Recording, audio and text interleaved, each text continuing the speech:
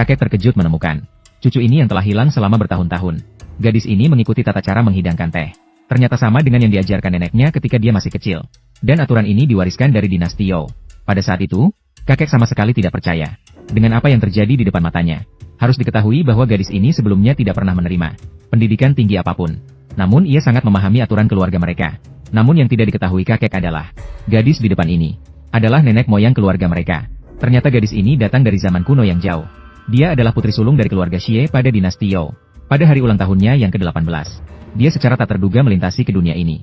Dan dalam identitas modern, adalah putri sejatinan yang hilang selama bertahun-tahun. Hari ini adalah hari gadis itu kembali ke keluarga Nan untuk menemukan kerabatnya. Namun ketika kakek melihat resume gadis itu, dia segera merasa sangat marah. Karena keluarga Nan selalu sangat menghargai aturan. Oleh karena itu, dia sama sekali tidak bisa mentolerir seorang gadis desa yang bahkan tidak pernah bersekolah. Dunia memasuki pintu rumahnya. Segera dia meminta pengasuh untuk mencarikan gadis itu seorang guru agar dia mempelajari beberapa etika dasar. Bahkan mengancam sebelum dia memenuhi permintaannya. Sementara itu, adik laki-laki dan perempuan yang sejak kecil manja, sama sekali tidak menganggap kakak perempuannya ini. Bahkan sering menggunakan kata-kata yang sangat mengejek, mengeluarkan kata-kata kasar padanya. Namun menghadapi kesulitan dari keluarga mereka, gadis itu tidak mengeluarkan protes. Kakek melihat situasi dan kemudian bertanya padanya, mengapa dia tidak berbicara. Hanya terlihat sesaat kemudian gadis itu membungkuk dengan kedua tangan, dan mengungkapkan alasan mengapa dia diam. Kembali kepada kakek, ketika para sesepuh berbicara, Sang Ning tidak berani menyela. Tanpa aturan, tidak ada yang teratur. Pemikiran kakek adalah wajar. Sebuah keluarga yang benar-benar terhormat, pasti memiliki aturan yang ketat. Anak yang dapat diajar. Segera gadis itu menyatakan, meskipun dia tidak dibesarkan di keluarga Nan, namun darah nenek moyangnya mengalir dalam dirinya. Meskipun sejak kecil dia tidak berada di samping kakek, namun, hal-hal yang tertanam dalam jiwa keluarga Nan, dia pun tidak berani mengabaikan sedikit pun. Tak disangka, kata-kata gadis itu seketika mengubah pandangan kakek terhadapnya. Saat itu, gadis itu meminta pengasuh untuk membawakan secangkir teh. Namun, pengasuh yang penakut dan suka mengintimidasi tidak menganggap gadis desa ini sama sekali tidak berarti. Melihat situasi itu, kakek pun bertanya lembut, gadis itu mau teh untuk apa? Sang Ning baru saja pulang ke rumah, kembali ke keluarga dan mengakui leluhur. Seharusnya memberikan secangkir teh kepada kakek. Kenapa kamu masih tertegun di situ? Segera pergi. Tidak lama kemudian, pengasuh membawa teh. Segera gadis itu mengikuti tata cara yang diwariskan dari keluarga Nan. Menyelesaikan upacara kembali ke keluarga dan mengakui leluhur. Tanpa terasa, hari kedua pun tiba. Pada saat itu, gadis yang masih tertidur nyenyak, tiba-tiba terbangun oleh ketukan pintu yang mendesak dari luar. Pihak yang di luar mengklaim dirinya adalah ayahnya, yang diundang untuk menjadi guru privatnya. Mendengar perkataan itu, gadis merasa pihak tersebut sangat tidak sopan. Jadi, ia memutuskan untuk memberinya pelajaran. Apa yang ingin kau ajarkan? Saya Tuanan. Untuk mengajarkan putri tentang tata krama. Ternyata datang untuk mengajarkan aturan. Menurut saya, kau datang untuk menantangku. Putri, harap perhatikan sikap bicaramu. Kami adalah masyarakat elit. Jika kau mengerti tata cara, sekarang seharusnya kau menunggu di ruang tamu bawah. Biarkan pembantu naik untuk menyampaikan permintaanku. Lagi pula, akulah yang menjadi tuan di sini. Presiden Nanlah yang meminta saya datang. Ayahku yang menyuruhmu datang untuk mengajarkan aturanku. Bukan berarti kamu datang untuk menjadi leluhurku. Jika kamu bersikeras menggunakan bulu ayam sebagai panji, juga harus melihat apakah dirimu mampu menjadi seorang guru. Maka harus memiliki sikap seorang guru. Sedikit dasar yang paling penting. Tidak memiliki moral dan etika. Kamu pantas mengajar dan mendidik? Kamu benar-benar sombong. Saya adalah tutor yang disewa oleh presidenan. Apa sikapmu ini? Dari mana datangnya aturan ini? Membiarkanmu berbicara sambil menunjuk orang. Itu tidak sopan. Sesuai dengan ketentuan kode sipil, hari pertama kerja belum ada kontrak resmi. Dunia ini dalam masa percobaan. Jika kinerja buruk, bisa langsung dipecat. Kamu dipecat. Namun, berita tentang gadis yang memecat guru privat segera sampai ke telinga orang tuanya. Dan ayahnya bahkan tanpa memperhatikan situasi, menyalahkan gadis itu karena sifatnya yang liar. Bahkan mengamuk karena dia terlalu lama di desa. Semakin tidak memiliki kesopanan dan keanggunan yang seharusnya dimiliki putri keluarga Nan. Melihat adegan ini, gadis itu segera berbicara untuk membela dirinya. Ning. Berbohong bukanlah kebiasaan yang baik. Guru Chai telah memberitahu kami. Dia bahkan mengatakan bahwa dia diusir karena saya. Tapi saya dengan jelas mengatakan kepadanya, dia dipecat. Sebagai seorang guru privat, penuh dengan kebohongan. Benar-benar tidak pantas. Namun ayah sama sekali tidak percaya. Satu sisi cerita dari gadis itu. Kemudian dia mengklaim bahwa dia tidak mendapatkan persetujuannya. Memecat orang lain tanpa persetujuan sama sekali adalah tindakan yang tidak layak. Menganggap ayahnya sebagai hal yang penting untuk dipertimbangkan. Pada saat itu, Kakek juga datang mendengar suara. Begitu buka mulut, langsung menuduh ayah gadis itu. Kemarin, dia baru saja membuat 2 proyek perusahaan berantakan. Hari ini, pagi-pagi sekali, dia sudah berteriak di sini. Apa yang terjadi dengan tata krama ini? Dia kemudian bertanya apa yang mereka pertengkarkan. Sang Ning, dia tidak patuh pada disiplin. Tidak ada aturan sedikit pun. Baru hari kedua sudah terbongkar semua kebohongannya. Bersiaplah untuk diusir kembali ke desa. Apa yang sedang terjadi? Melihat pemandangan ini, gadis itu awalnya meminta maaf kepada kakek. Dengan terus terang mengakui bahwa dia memecat guru privat yang ayahnya panggil untuknya. Itu memang kesalahannya. Namun, segera gadis itu mengubah nada bicaranya.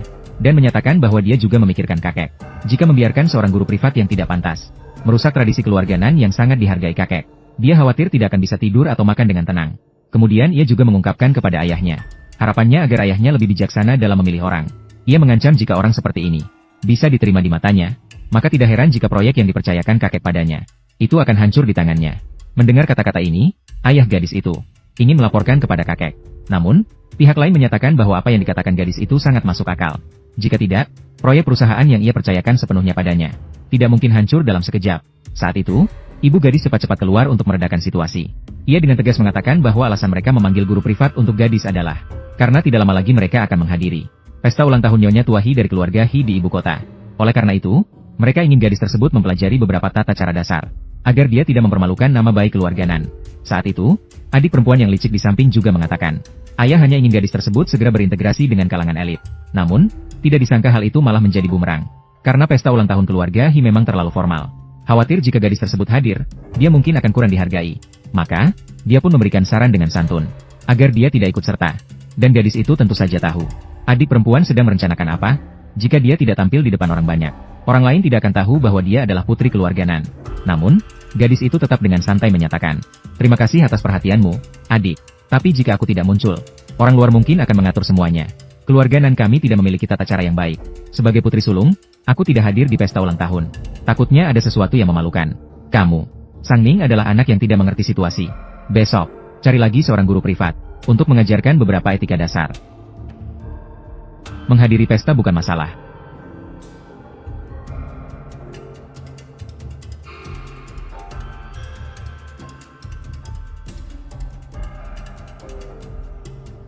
Nyonya Wen. Ini adalah putri sulung yang baru saja kamu temukan. Iya, baru beberapa hari yang lalu aku membawanya pulang. Hari ini aku membawanya keluar, agar dia mengenali orang-orang. Sang Ning, ini adalah Nyonya Chen, Bibi Chen. Zihan, ayo bawa Sang Ning jalan-jalan. Ayo pergi. Ikuti Zihan. Jangan berlari sembarangan. Jangan bicara sembarangan. Paham? Dia cukup cantik. Sayangnya, dia gadis desa yang tidak bisa bersinar. Gadis desa. Saat itu, adik perempuan yang licik bertanya kepada gadis. Apakah ini pertama kalinya kau menghadiri pesta seperti ini?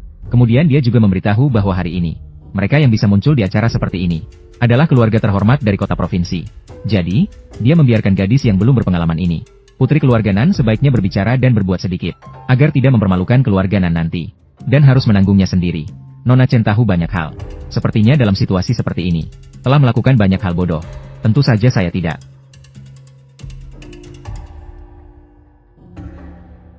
Tidak apa-apa jika tidak. Itu hanya pemikiran saya yang berlebihan. Lebih baik kamu khawatir tentang dirimu sendiri. Nyonya Hi. Nyonya Tua Hi telah keluar.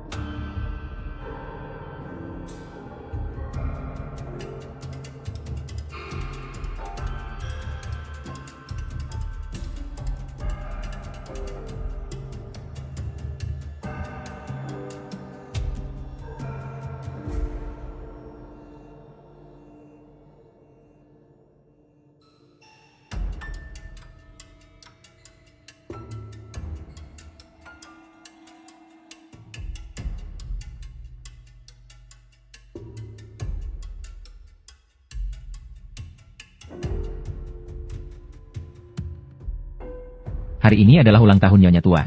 Cucu-cucunya semua menemaninya. Dunia melihat pertunjukan yang baik. Ini adalah UR yang berbakti. Nyonya tua, Anda adalah orang yang beruntung. Dunia melihat pertunjukan yang baik. Selama itu terasa berharga bagi diri sendiri. Itu sudah cukup. Apa yang paling saya khawatirkan adalah UR saya. Jika saya bisa melihatnya menikah, maka saya tidak akan memiliki penyesalan dalam hidup ini.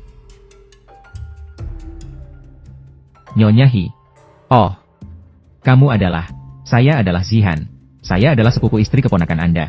Apakah Anda masih mengenali saya? Membosankan. Ah, saya mengenal. Tentu saya mengenal.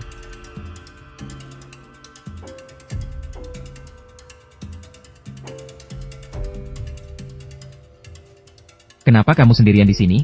Zihan pergi untuk merayakan ulang tahun Nyonya Hi. Lalu mengapa kamu tidak ikut pergi? Karena keluarga Nan tidak bisa menjangkau keluarga Hi. Buang waktu untuk hal itu. Lebih baik aku pikirkan saja. Bagaimana cara merebut harta keluarga Nan lebih praktis? Keluarga Chen dan Hi. Setidaknya ada hubungan keluarga. Apa yang akan saya katakan? Tidak mungkin aku bilang bahwa aku adalah kakak Zihan. Kakak ipar dari istri yang belum menikah, kan? Kamu. Lupakan. Kamu pergi cari Achen. Ayahnya sedang mencarinya. Katanya ingin membawanya untuk bersosialisasi. Baik. Anak ini terlihat patuh, tapi selalu membuatku merasa tertekan. Dengar-dengar kamu baru saja mendapatkan seorang kakak dari desa. Keluarga Nan sekarang memang tidak pilih-pilih. Dia itu bisa disebut kakak apa? Seorang pembodoh dari desa. Aku bahkan merasa jijik hanya dengan melihatnya. Lalu bagaimana dia bisa tinggal di keluarga Nan? Ibuku lembut hati. Dia pasti akan membawanya kembali. Membawanya untuk menghadiri acara apa? Wanita yang tidak pantas muncul di depan umum ini. Keluar akan mempermalukan wajah keluarga Nan. Keluarga Nan memang sangat malang. Dunia tidak baik, bukan? Seorang kampungan yang tidak pernah bersekolah di universitas. Seharian berpura-pura. Dunia melihat ke arah buku. Aku bahkan tidak tahu apakah dia bisa membacanya. Dunia melihat ke arah drama.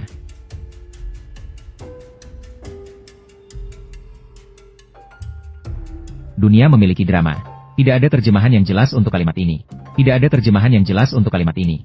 Sang Ning, mengapa kamu datang?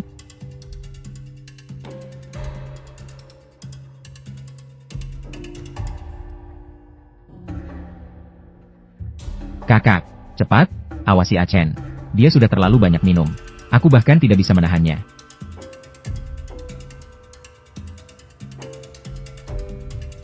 Manfaatkan saat nenekmu tidak melihat, cepat pergi.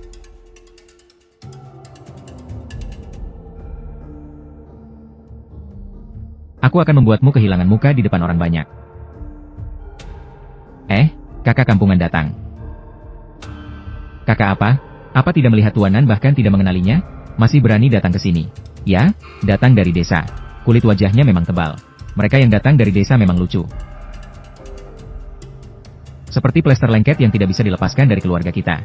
Tidak bisa dilepaskan sama sekali. Achen, cepat berhenti berbicara. Kakak sudah datang. Dia datang, lalu bagaimana? Aku sama sekali tidak menganggapnya. Apa kau benar-benar berpikir bahwa orang tuaku menganggapnya? Orang tuaku juga menganggapmu tidak beruntung. Memikirkan bahwa Nan keluarga memiliki kamu. Putri yang tidak bisa tampil. Mereka semua sudah jenuh. Kakak, Achen bukan bermaksud begitu. Jangan terlalu dipikirkan.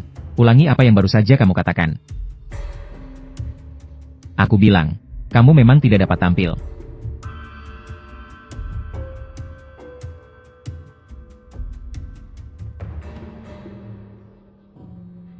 Bagaimana kau bisa memukulnya? Dia adalah.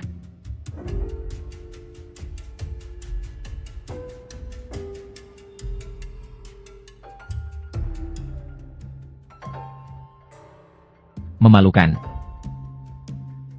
Perlu dipukul.